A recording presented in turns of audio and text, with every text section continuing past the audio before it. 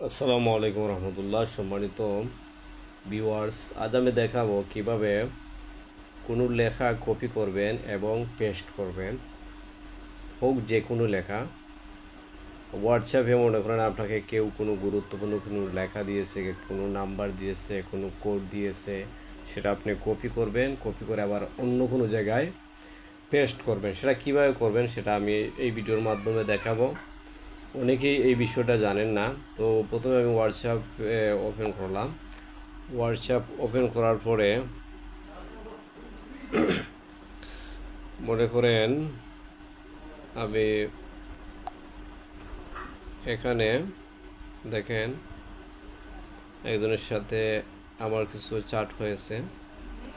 তো আমি শুধু বিকাশের এখানে দেখেন, যদি আমি এই লেখাটা কপি করতে চাই সেক্ষেত্রে লেখাতে আমি চাপ দিয়ে ধরবো, ধরার পরে সেরে একদম 3 ডট উপরে যে আইকন রয়েছে ওইখানে আমি ক্লিক করার পরে দেখেন কপি লেখা আছে, কপিতে আমি ক্লিক করলাম, লেখাটা কপি হয়ে গেল। তারপরে এখানে যে মেসেজ টাইপ করা হয় সেখানে ক্লিক করে আমি এখানে চাপ দিয়ে ধরবো, তারপরে দেখেন পেস্ট নামে একটা অপশন চলে আসছে। আমি এখন পেস্টে ক্লিক করলাম, দেখেন এই লেখাটি চলে আসছে। এখন যদি আমি এখানে দিয়ে দিই তাহলে কিন্তু লেখাটা চলে যাবে। তো এইভাবে কিন্তু আপনি যে কোনো লেখা কপি করে পেস্ট করতে পারবেন। অথবা আপনি মনে করেন যে বিকাশে আপনি কি করছেন, লেনদেন করেছেন, তো বিকাশের ট্রানজ্যাকশন আইডি আপনার প্রয়োজন। ট্রানজ্যাকশন আইডি আপনি কোথায় পাবেন এবং সেটা কিভাবে কপি করে পেস্ট করবেন। আমি আমার পিন দিয়ে বিকাশ অ্যাপ ওপেন করে নিলাম। তো আমি যে সকল লেনদেন করেছি সেটা দেখার জন্য এখানে ইনবক্স নামে যে অপশন রয়েছে সেখানে আমি ক্লিক করলাম। ক্লিক করার পরে দেখেন আমি এখানে সেন্ড মানি করেছি একটি নাম্বারে 1800 টাকা। তো এই নাম্বারের যে সেন্ড মানি করেছে ওই ট্রানজ্যাকশন আইডিটা আমার প্রয়োজন পড়বে। তো এখানে দেখেন এটি হচ্ছে ট্রানজ্যাকশন আইডি CF5 লাস্টে 7। এই ইংরেজি লেটার এবং সংখ্যা মিলিয়ে এইখানে যেগুলো রয়েছে সেগুলো হচ্ছে ট্রানজ্যাকশন আইডি। বিকাশ, নগদ, রকেট যে কোনো মোবাইল ব্যাঙ্কিংয়ে লেনদেন করার পর এইভাবে ট্রানজ্যাকশন আইডি থাকে, ট্রানজ্যাকশন নাম্বার থাকে। তো এই টাকা যে আমি 1800 টাকা দিয়েছি ওই টাকার ট্রানজ্যাকশন আইডি হচ্ছে এই নাম্বার। আমি এখানে যদি চাপ দিয়ে ধরি কপি হয়ে গেছে, দেখেন বাংলাতে লেখা হয়েছে, কপি হয়ে গেছে।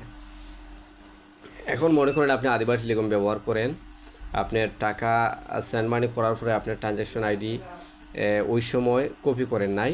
তো এখান থেকে এইভাবে ইনবক্স অপশনে আসিয়া এইভাবে ট্রানজ্যাকশন আইডি কপি করতে পারেন।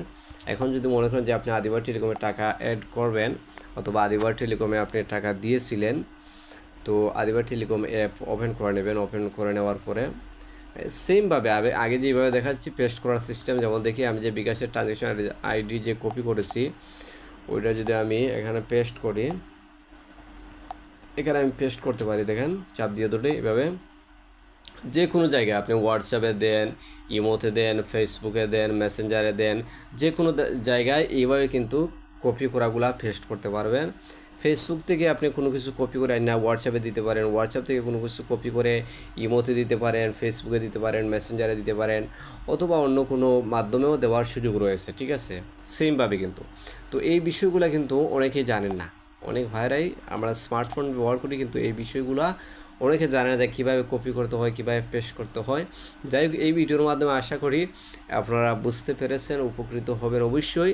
আর শুধুমাত্র যারা নতুন, যারা বুঝেন না, জানেন না, তাদের জন্য এই ভিডিওটা করা হয়েছে। ধন্যবাদ সবাইকে, ভালো থাকবেন, সুস্থ থাকবেন। আসসালামু আলাইকুম রহমতুল্লাহ।